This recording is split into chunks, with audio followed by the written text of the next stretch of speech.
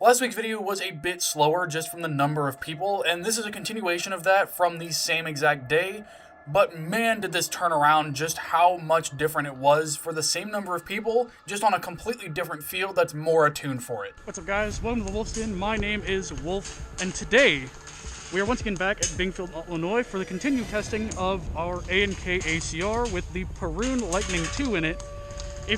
I don't know what order they're going to go out in, but I did another game earlier in the day, actually the first game of the day, that didn't go as well as I would have wanted, and I think it didn't represent the ability and the capability of the new MOSFET. So we are back at Bingfield, Illinois today to play on their town field, from what I know, which should give us a lot more opportunity to actually get into some engagements, get some, some good CQB type action, but also some good long range.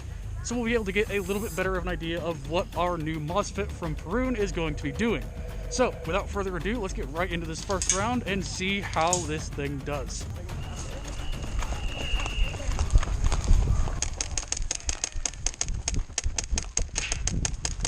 Poison, poison, poison, poison.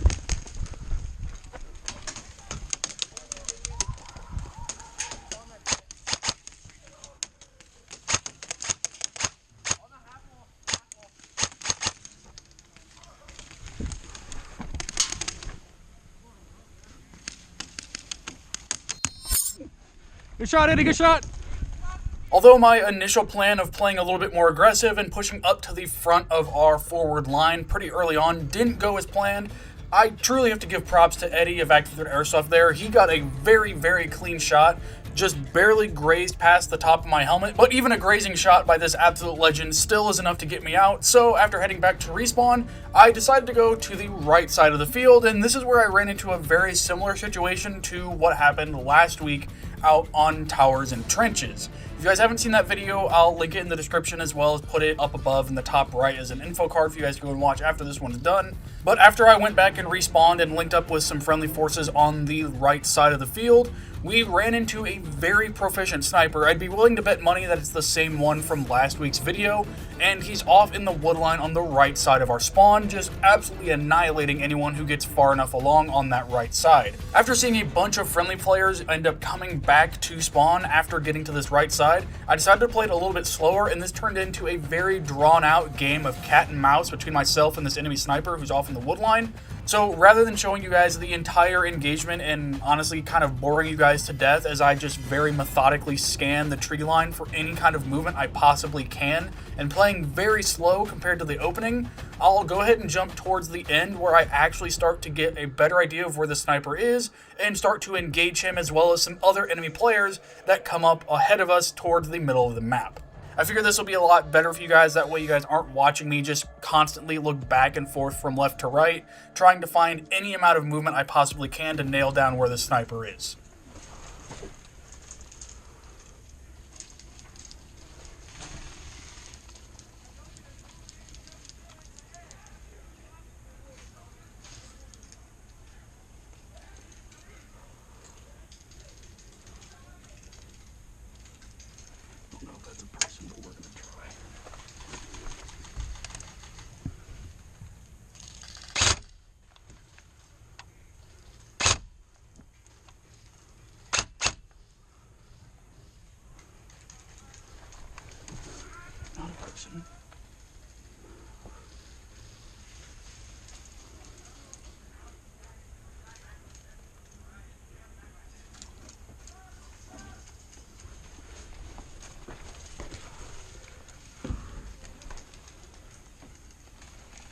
I'm shooting over your head, keep low.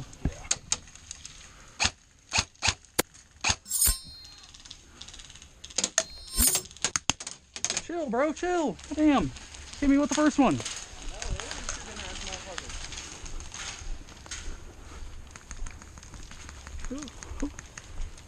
And these people are enjoying themselves some full auto today. Which, whatever. But I think it's more of a skill issue to use full auto than not. What did you just say to me? I see the guy. Just gotta get an angle.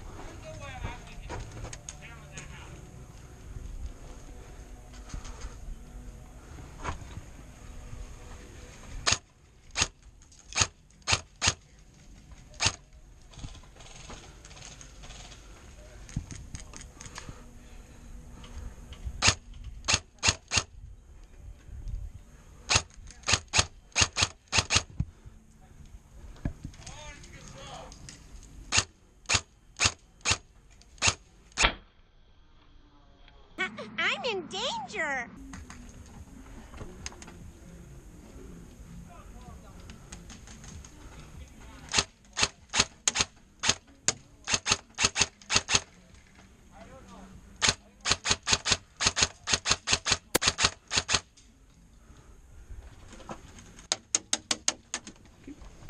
Now we use Foxies.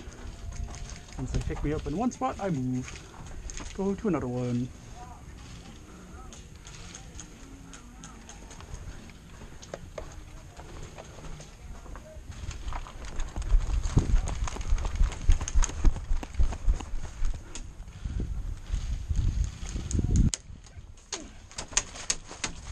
Whew. Almost took my head off coming in the door. That was fun.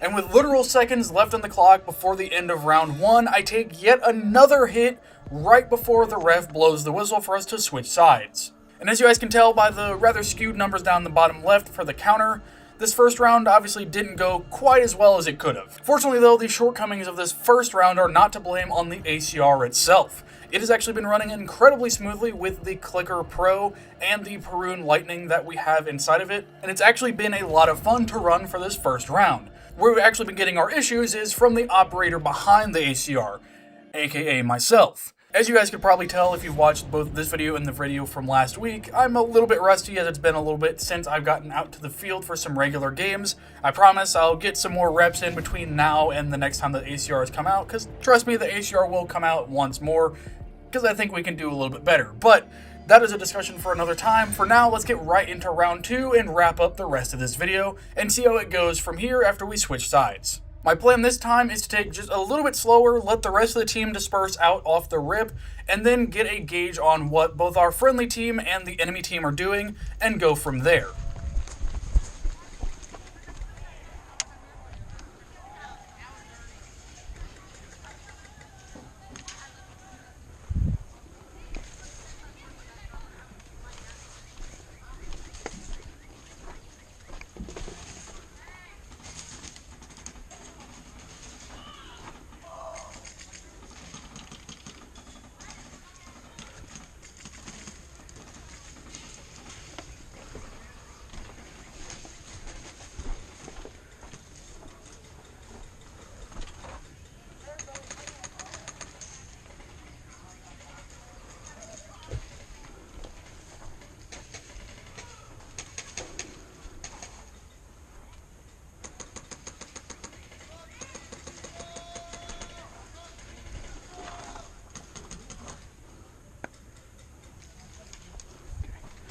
Guys, moving back towards center.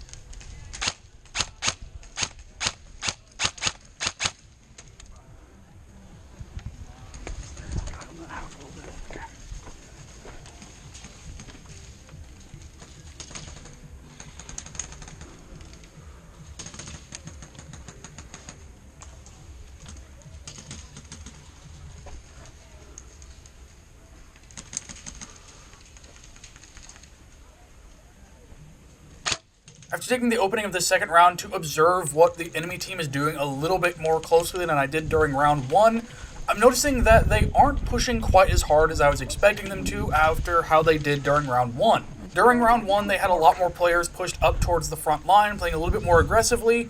This time, however, they're playing a little bit further back, and many of their more aggressive players from round 1 are either playing way further back or just aren't on the field whatsoever. So after noticing this change in the enemy team's behavior, I decided to push up just a little bit further to see if I can't push them out of their hiding spots for our friendly forces to grab as they continue to push forward towards the enemy spawn.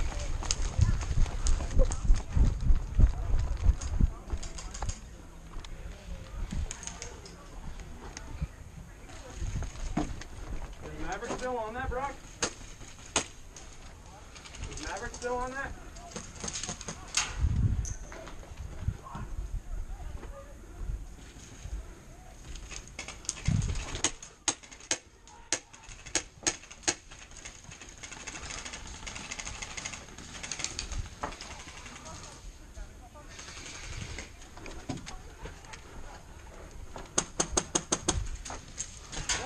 What?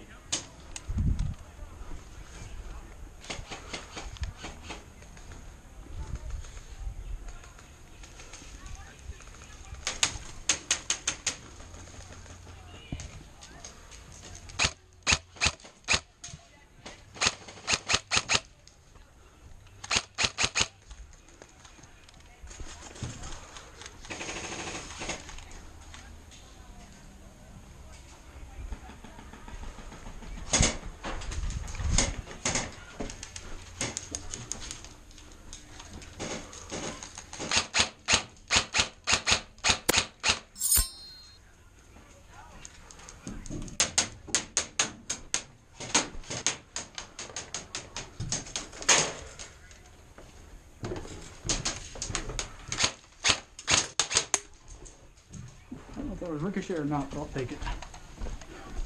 Cracked my ear pretty loud, so I'll take it. What an idiot!